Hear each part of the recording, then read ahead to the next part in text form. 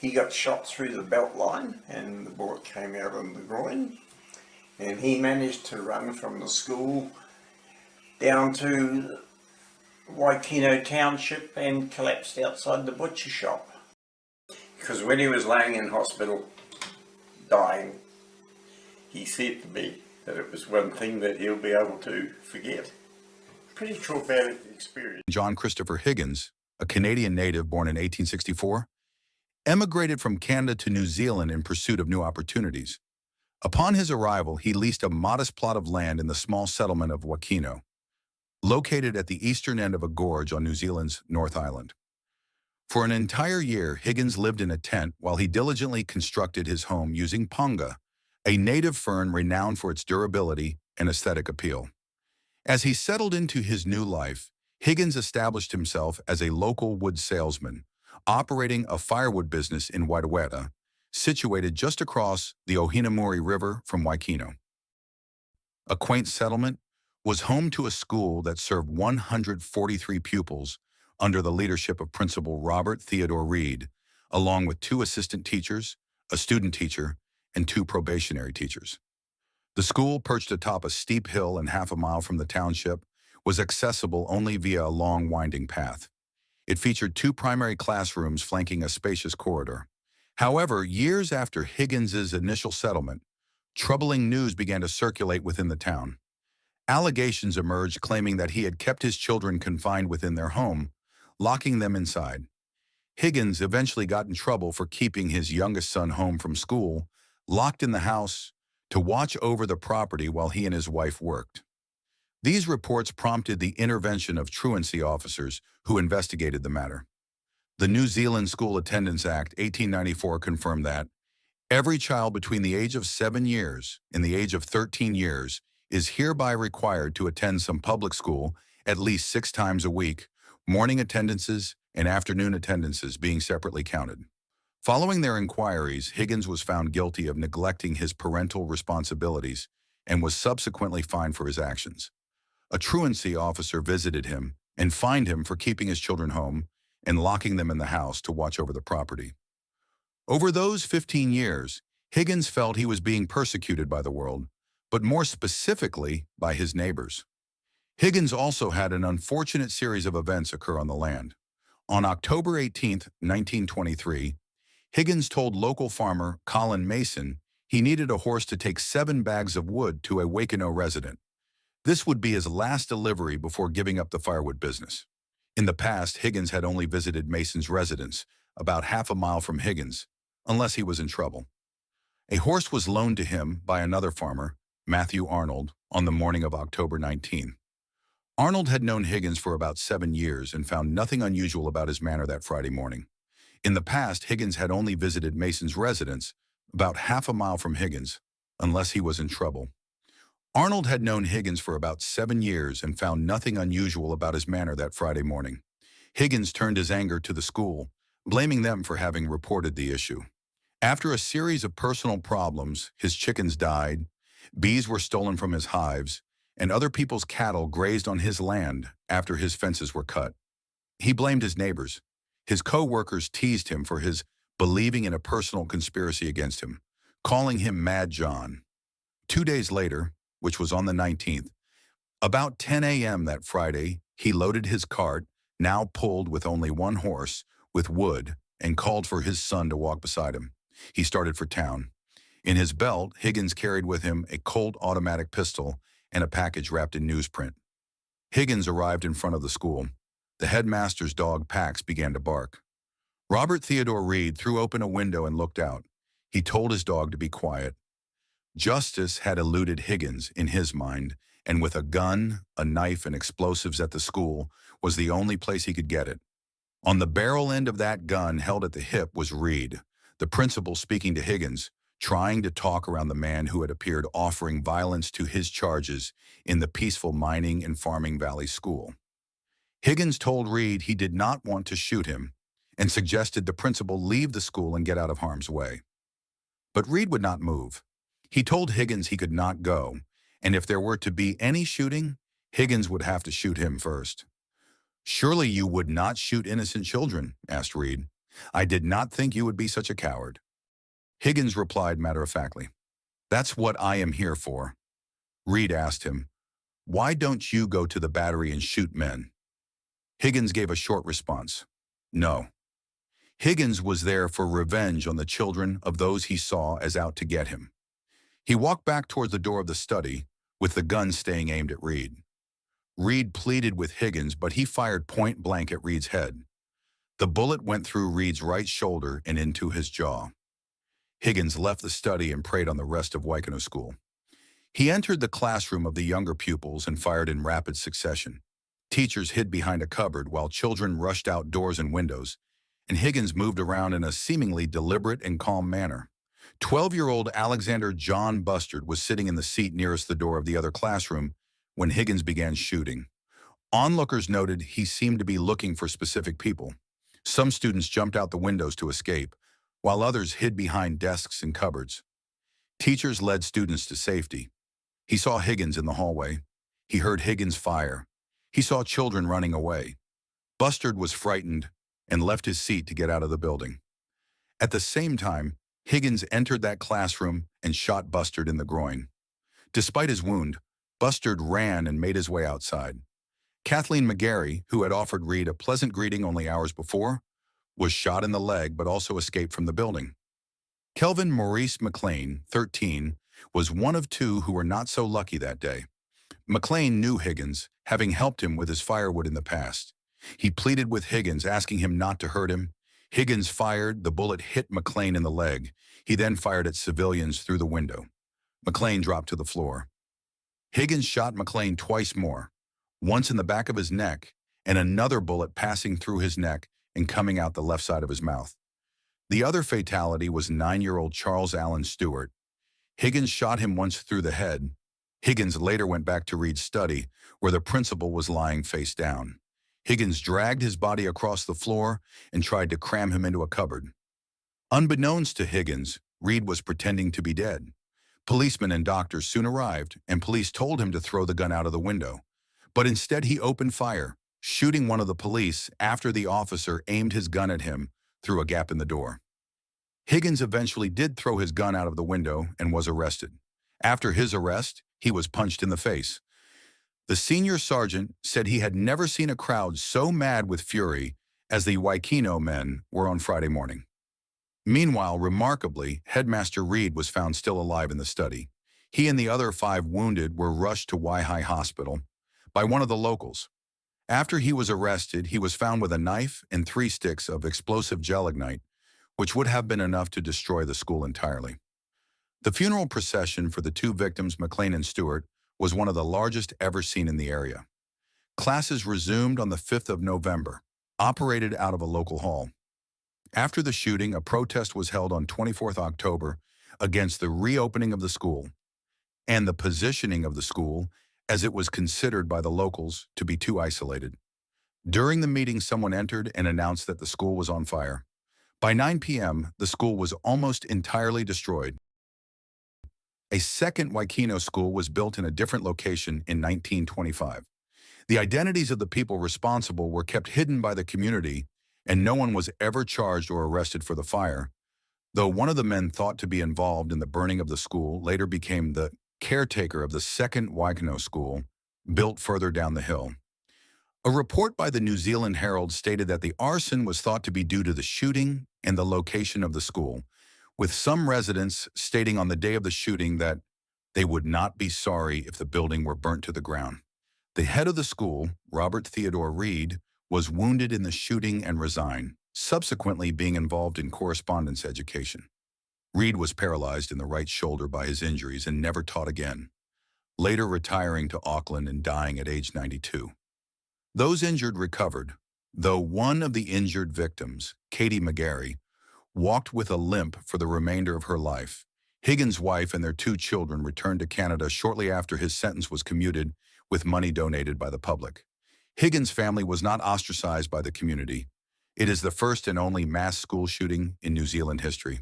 His trial began 2 months later, and Higgins pleaded not guilty because of insanity. Details of Higgins's past behavior were shared during the trial. He built trap doors on his property so he could escape if approached, watched his neighbors through telescopes and holes he had cut in his walls, and often locked his son in the house or kept him in the stable with the horse overnight to keep watch. He was ultimately found guilty on the 15th of February 1924 and sentenced to death. The Crown prosecutor argued that even though Higgins was insane, his insanity did not prevent him from understanding the morality of his actions. He was noted to show no emotion on his final day of court and had no comment after the jury gave its verdict. The court commuted his sentence to life imprisonment less than a month later. Higgins died in the Avondale Mental Hospital in Auckland in 1938. The Quaker poisoner. John Tawell was born in Norfolk in 1784. His father Thomas was a shopkeeper, but far from a rich one. Once John finished his schooling, he was expected to find his means of support. In 1798, he went to work in a general store in Packfield in Suffolk. It was owned by a widow who was a member of the Society of Friends, better known as the Quakers. She encouraged her employees to attend Quaker meetings, and young John was one of those who went along with them and became a member of the society. It may have been business sense rather than religious conviction that sent him to these meetings, as there were many successful Quakers in business at the time, and others who would find their success at this time. Reputedly, one of the connections he made was to a young businessman named Joseph Hunton, who was living in Suffolk at the time. In 1704, John moved to London, where he found work at a draper's owned by a Quaker named Jansen. He did well in the job and gained a good reputation with the local society. His reputation took a bit of a hit, though, when Mr. Jansen found that John had been having an affair with his housemaid Mary, who was now pregnant. Mr. Jansen fired the pair of them, though when John married Mary, he was allowed to rejoin the Quaker community. The pair had 2 sons, and John found new work at a chemist's store in Cheapside. Outwardly, he was a pillar of the community. Of course, the nature of Victorian London was that many pillars of the community were also enthusiastic supporters of the city's grimy underbelly. The refusal of the respectable community to acknowledge the essential humanity of those caught up in the city's flourishing sex trade, for example, allowed them to be exploited, chewed up, and eventually destroyed to sate the lusts and empty the pockets of respectable men like John Tawell. Those empty pockets needed filling, though, and to finance this part of his life, John risked his neck by passing forged banknotes. John was caught in 1814 trying to pass a 10-pound banknote drawn on Smith Bank. Forgery was a capital offense, as was the case for a vast number of offenses at the time. John was lucky in his choice of victims, though. Quakers ran Smith's Bank, and Quakers were firmly and vocally opposed to the death sentence on religious grounds. It's not unlikely that others in the church put pressure on the bank's owners. Quakers sending a Quaker to the gallows would not have been a good look. With their testimony and his good character, John's sentence was commuted to transportation. He was deported to Australia as a convict. John had a sentence of 14 years, and he spent the first few of those working on coal ships before his pharmaceutical experience got him a transfer to work in a hospital. It was a convict hospital, which mostly treated convicts, as the name suggests. Since convicts were effectively indentured servants hired by the government, it was up to their masters to pay for their treatment. The hospitals also provided free health care to the poor, but those with funds were expected to pay their way. It was a fairly cushy post, and it also provided John with a chance to increase his skill in the pharmacy. At some point, he moved from the hospital to work as a clerk. In 1819, he received his ticket of leave, a document entitling him to relative freedom on parole. With that, he was able to apply for a conditional pardon in light of good behavior. This would make him effectively a free man, except that he could not return to England before his sentence elapsed. This was granted in 1820. Now that John was free, he was able to make a shot at respectability. He had seen an opportunity in Sydney, which lacked much in the way of an apothecary at that time, and so he had sent off to England for a load of medicine that he could package and sell in the colony. His reputation received a boost when a board investigating the qualifications of medical men in Sydney certified that he did actually know his trade, and by 1823 he was able to send for Mary and his 2 sons to come and join him in the colony. By 1824, his sons John and William were attending Sydney Grammar School, and in 1825 John became a governor of the school. He also became a partner in the Bank of New South Wales, a sign of both his prosperity and his respectability. In 1826, he put his business up for sale as he was suffering ill health, but he seems to have found no buyers, as in 1827 he was still advertising from the same address. In 1827, he put it back up for sale, advertising it as the first establishment of its kind in this colony. This time he included in his reasons for selling it his intention of returning to England, which he would legally be able to do the following year. However, his initial sale to one of the other partners in the bank fell through, and he was not able to leave Sydney in 1828 as he had hoped. By 1829, John's patience had run out, and rather than wait for his business to be sold, he appointed an agent to act on his behalf and set out for England. He had a grand time lording his success over his old compatriots, though one was notable by his absence. His old friend Joseph Hunton had been arrested and executed the previous year. His crime had been the same one John was arrested for many years earlier: forgery. Joseph's crime was an order of magnitude greater than John's, though. Joseph had been passing notes worth hundreds of pounds, and he were drawn on the much less forgiving Bank of England. His association with John had led to John's old crimes being talked about in the press, which might be why John changed his mind about returning to England. Or it may have been the stink of London in the industrial age, a far cry from the clean air of Sydney. So John returned to Australia in his relative respectability. Eventually, John gave up on selling his business and instead simply installed his eldest son, John, as the proprietor. John the younger had trained as both a surgeon and a pharmacist, so unlike his father, his qualifications actually were professional and regular. John Sr. now settled into life as a philanthropist and man of finance. He gifted a hall to the local Quaker Society and sponsored the founding of a school for girls. Though what John was most remembered for in Sydney was when he decided suddenly in 1836 that dealing in rum and spirits was immoral and dumped his entire stock, some 600 gallons, into Sydney Harbor. Life was good, at least for a while. Sadly, the family's ideal life was soon subjected to multiple tragedies. In 1833, young William, who would have been around 20 years old or so, died, and 5 years later, John Jr., by now in his mid-30s, also passed away. These tragedies took their toll on Mary Towell, and she fell ill. She and John returned to England, possibly in order to be closer to their remaining family, such as John's brother William. They bought a house in Southwark, but it soon became clear that Mary was not going to get better. To look after her in her final days, John hired a young woman named Sarah to take care of her. That was where the real trouble started. Sarah's surname is a matter of some confusion. Some sources give it as Lawrence, others as Hadler. The historian Carol Baxter wrote in The Peculiar Case of the Electric Constable that Sarah was born Sarah Lawrence as the illegitimate child of Grace Lawrence, and then took her stepfather's surname of Hadler after he remarried. Confusing matters is that Sarah would later give herself a third fictitious surname. Sarah had been in service since her teens, mostly to Quaker families, though she was not one herself. She had always left her employers on good terms, and they had recommended her to others in their community. Sarah was in her early 30s in 1838 when she came to take care of Mary, and despite, or perhaps because of, the extreme situation, sparks flew between her and the 54-year-old John Tawell.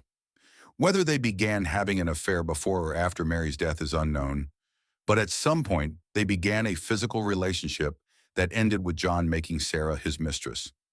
John installed Sarah in a house in Salt Hill in Slough, where she told the neighbors that her name was Sarah Hart and that her husband Alfred was working overseas.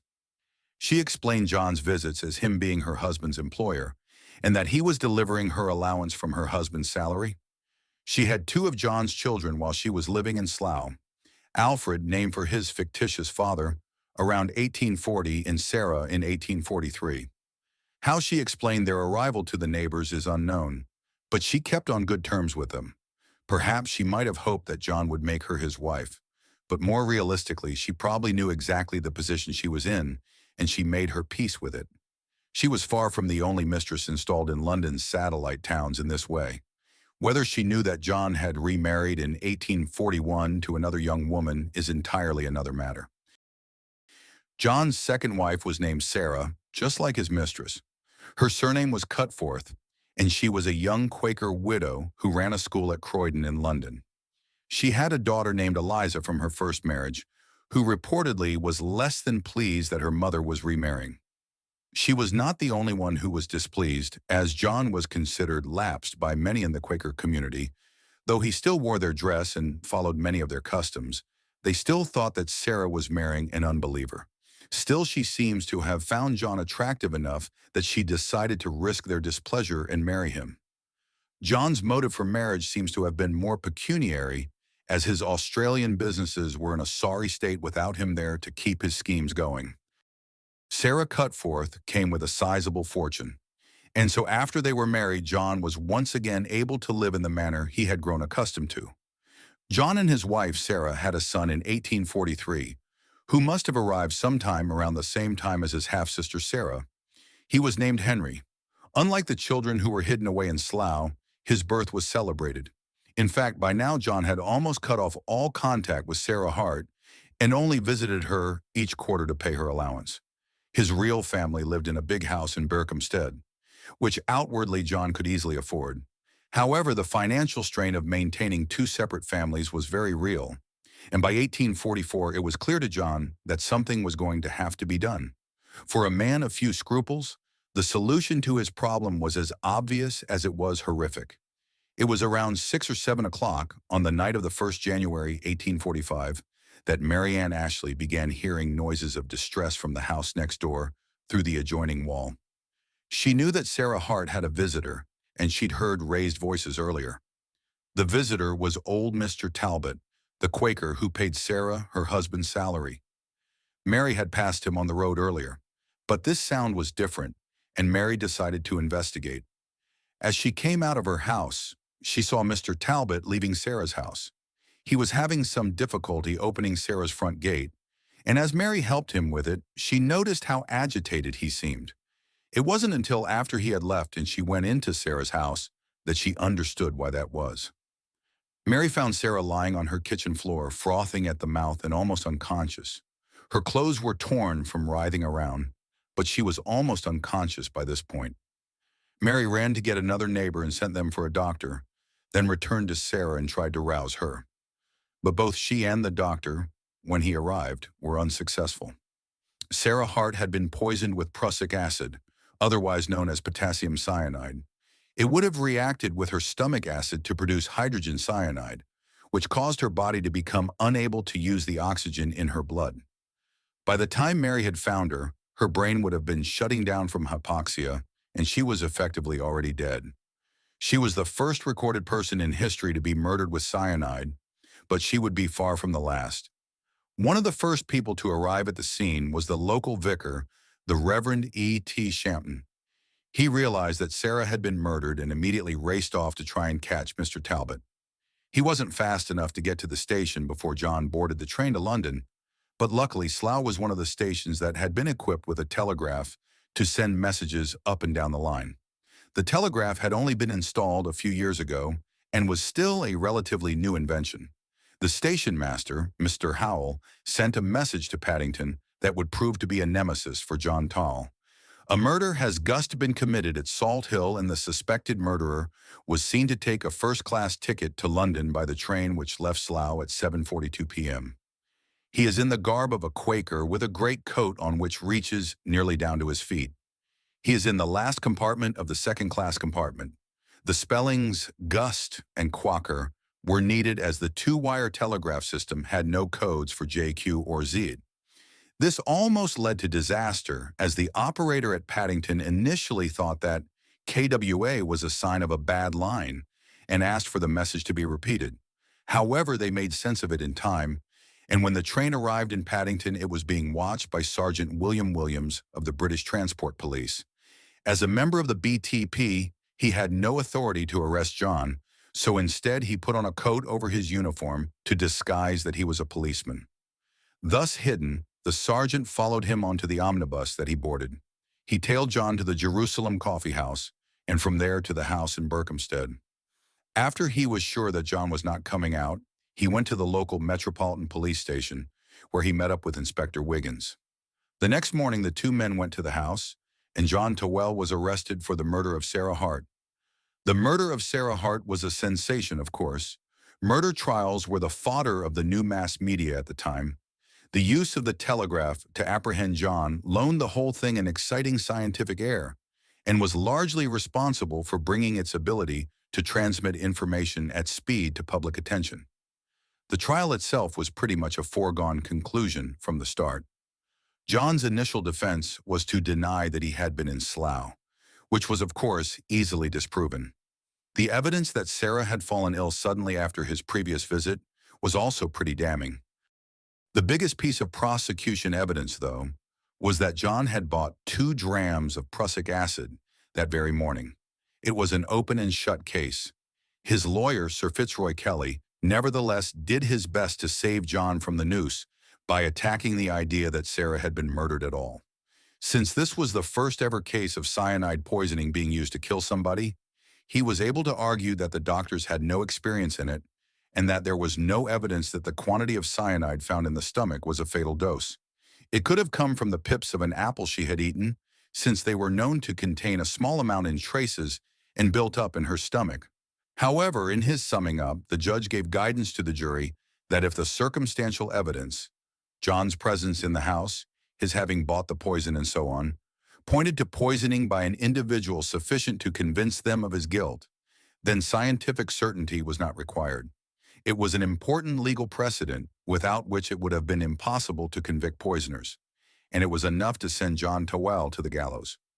John was executed on the 28th of March, 1845, 2 weeks after his conviction. His family was left to pick up the pieces. The 2 Hart children went to live with their grandmother Grace and took on the surname Lawrence. They were supported by Sarah Towell, though she had to go to court to reclaim John's assets. He had never formally completed a will, and by default his money was all forfeited to the Crown. Eventually Sarah managed to get the money back, but in the meantime, she and her 2 children went to live with John's brother William in Essex. This led in 1851 to William's son Samuel marrying Eliza Cutforth, the daughter from Sarah's first marriage. The Towell family did their best to fade into obscurity and to shake off the shame of their dead patriarch.